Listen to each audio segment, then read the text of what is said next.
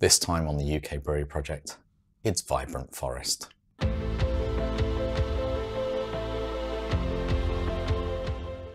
Kevin Robinson states his fascination with brewing all started with his nan's homemade wine back in 2007. This is what led him into home brewing. So Kevin studied to obtain his brewer license and then acquired or had acquired a 1-barrel, which is 288 pint brewing plant, which he was using to brew beers in his spare time. All the while, Kevin was working a full-time job with IBM. Now, he would share these beers out amongst his friends, but word and samples of his beer spread, and suddenly he found there was a demand for what he was actually brewing. In July 2015, he set up his microbrewery, Vibrant Forest Brewery. In April 2012, he won his first award for his beer, Black Forest, at a Winchester Beer Festival, where he was actually competing against more established and bigger capacity breweries.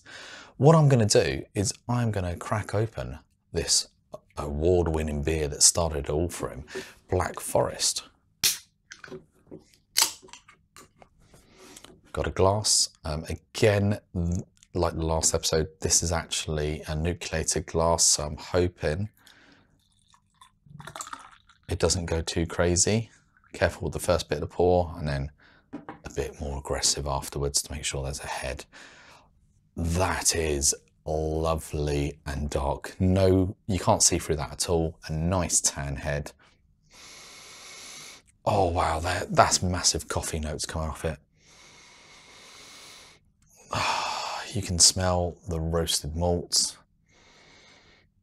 That is a beautiful stout. I'm just going to read on the back. Porter, sorry, not stout. He says it's brewed in the style of the old London porters, roasted coffee and dark chocolate, espresso and charred malts. It's supposed to be a fruity, bittersweet finish. Let's see what it is.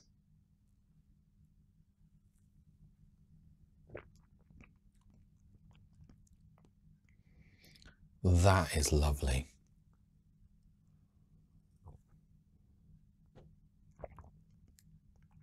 There's carbonation which kicks around in the mouth on this.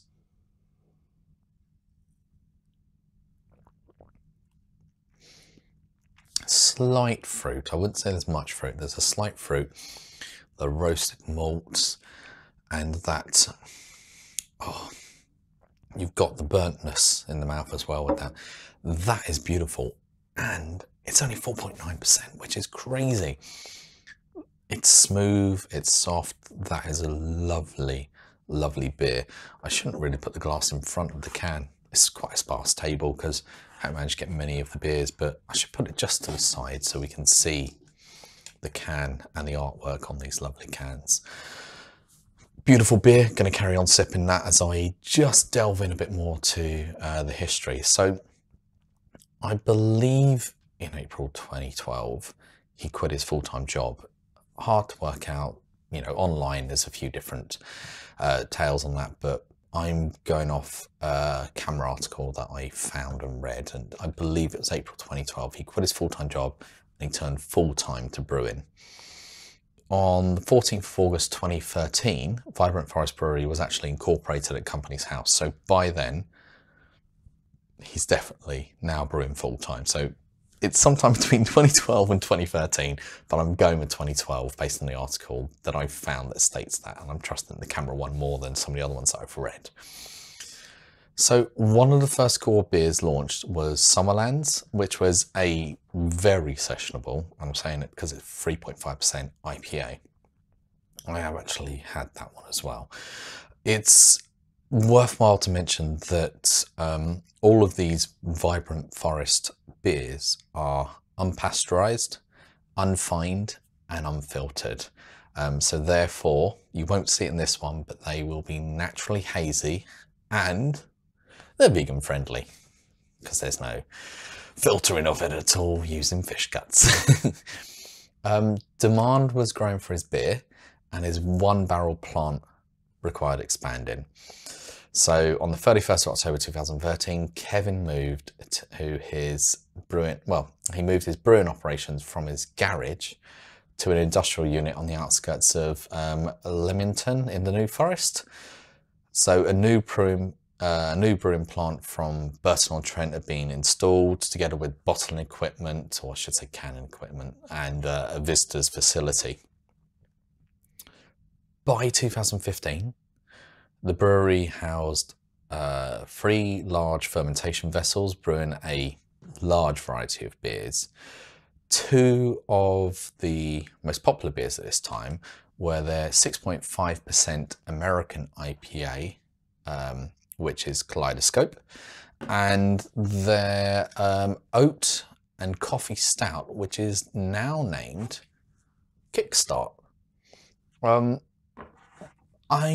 going to open both of these actually, just because I can. Why not? Give you a bit of variety. So Kaleidoscope, nice big hiss off that one. Oh, that smells lovely. I'm using the word lovely too much. I've got to be careful with these pours because, again, I'm using glasses that are going to kick up the carbonation. So I will pour that one and you can see the carbonation going crazy just because of the glass I've used. There's a nucleated base at the bottom. But that is clear, lovely golden colour, but that looks a nice IPA. And the other one I'm going to go for, which will work better because it shouldn't kick up as much, is, oh, not as much of a hiss on this one. Filled right to the top. My God, it's up to the brim on this one. So, oh, careful pour. That's enough because the head is going to increase due to the glass. So this is their oat and coffee stout, 5.7%, or Kickstart. Oh wow, okay. I'm interested to. That is more roasted malts. Whereas this, it smells like an espresso. That coffee smell, I'm just wondering what they've put in it. Roasted Colombian coffee beans.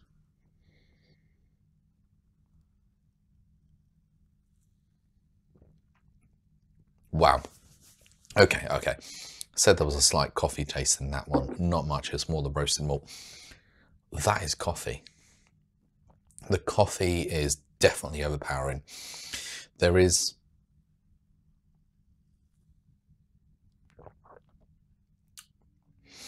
the oat creates that, I think, slightly thicker body when you're drinking it. But that is an espresso in a can at that stage with 5.7% ABV.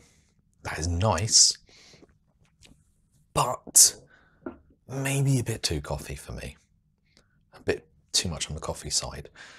This one, this is a terrible idea, going from a porter to a coffee stout straight to an IPA. The head is still building due to the glass that I'm using. Wow.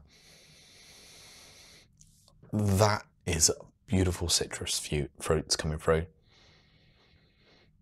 Oh, smooth, 6.5% just looking down at the can again.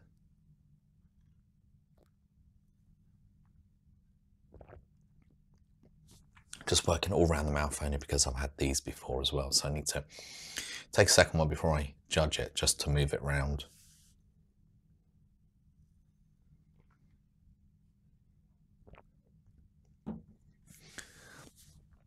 Oh, it's so delicate and sweet. I don't know if it's due to those, but it's got a delicateness. But there is so much flavour there. There's bitterness afterwards in there as well, but there's also a sweetness to begin with. There's that sweetness. I'm going to sound really weird. It reminds me of like Starburst. The flavour or more like grab a few Skittles, chuck them in your mouth. Oh, it's beautiful. That is definitely, I would say, sessionable, but 6.5%, you could session it. 440ml can, you could probably have 3 of those. That's a session. That is lovely. I can see why that is one of their top beers that they're selling. Wow. Let's get on a bit more and I'll finish these up. I'm not sure I'm going to crack open any more, mainly because I'm going to have to drink all of these that are opened, and the coffee one's going to be a bit difficult to get down, but I will get it down, mate, trust me. And this one will be easy. This one is going to just slide down. Right, where were we with Vibrant Forest? So he's got his own brewery. What he'd done is he wasn't just selling his beers locally, but he managed to get his beers sold in local, well, not in local pubs, in pubs across the country. And their products were being canned, which inevitably led to the demand for beers for overseas. It sounds weird, but something like this builds up a reputation. An up-and-coming brewery. I'm going to move the glass. Up-and-coming brewery. You do get demand, and there was an increase from both local shops and also overseas. In 2018, Vibrant Forest underwent a rebrand of the packaging to offer a more modern look, which is what you're seeing here. So the kaleidoscope, I remember the can as it used to be, but you've got your forest tree emblem on the front there on all of these cans, but lovely colours. This one just sort of, with the unicorn, I know, but it looks like a solar system in the background with the stars. Really good rebrand, really nice, but typical craft beer where you got the metal can and then you've got a printed on label. Not a fan of the texture of the labels, but that's just me in general. Don't like that sort of texture, but I don't need to worry, pour it out and then I've got it in a glass afterwards, so sorted. In 2019, Vibrant Forest actually outgrown, or once again had outgrown, because he brewed in the garage first, but it outgrown their first brewery, and they actually undertook the task of moving all their brewing 10 miles northeast to the town of Hardley. So the process to ready and move took about 17 weeks, and it appears to have happened smoothly with no visible impact on the business. Their new larger tap room had an outside yard with benches, and that opened on the 1st of June 2019. Before what's happened with the world at the moment, it looked like, based on Twitters and all the tweets and all the rest that I've looked on, photos, look really good, business going well at that stage. I'm not sure how they've been impacted by lockdown and COVID, but considering their beers are in cans and that's their primary method, although they do cask beers, and I'm not sure if they moved into key kegs, I'm not certain of that, but most of their market was probably direct to consumers in some way or another via a craft beer shop or bottle shop in that stage. Much like a lot of craft brewers in the UK, it's hard to work out what are their core beers because they produce such a vivid or large range. So from what I can work out, I believe their core beers are the Summerland Session IPA, which is 3.5%, the Kaleidoscope, which is the 6.5% American IPA, and the Kickstart, 5.7% oatmeal stout. I also believe that the Black Forest, 4.9% porter, is included, and they've got a Papa, which is a 4.5% pale ale, which wasn't available in the shop when I looked, and they also had Metropolis, a 6% black IPA, but that was actually out of stock. So I do believe that was definitely a core beer, but that's what what I've worked out as potentially their core beers. Like many other craft breweries, they produced different varieties and new styles of beers all the time. We have here their unfiltered pills, which is the Faithful Steed at 4.5%. And I also have the Cambarian Root, which is a salted licorice stout, coming in at 5.1%. When I was looking at the shop, quite a lot of their beers were out of stock, and I've just realised, in my head, I was like, hang on a minute, I got a branded glass from them, didn't I?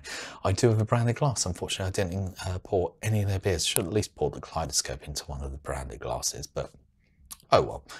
So, award-wise, talking to Kaleidoscope, I'm going to give this a top up.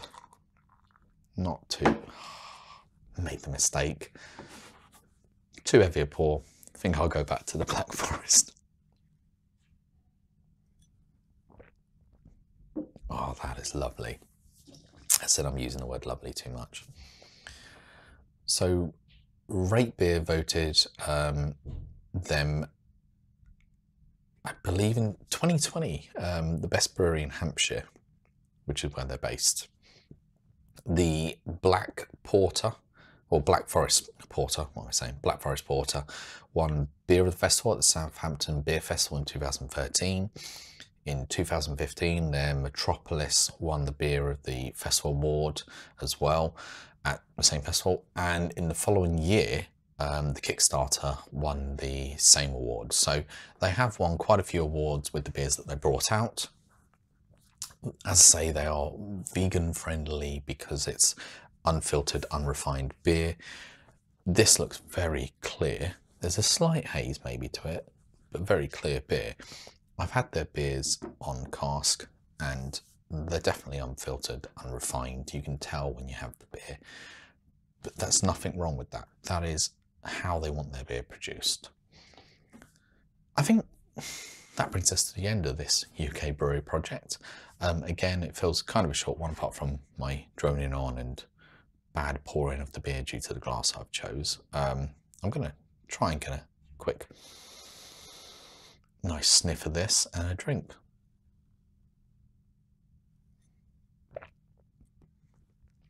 That is lovely. I do recommend these two beers from them. I will try the others, not too sure on the coffee level on that one. If you love your coffee, go for that one. And that brings us to the end of this UK Brewery Project. I'll see you in the next one. Take care, guys.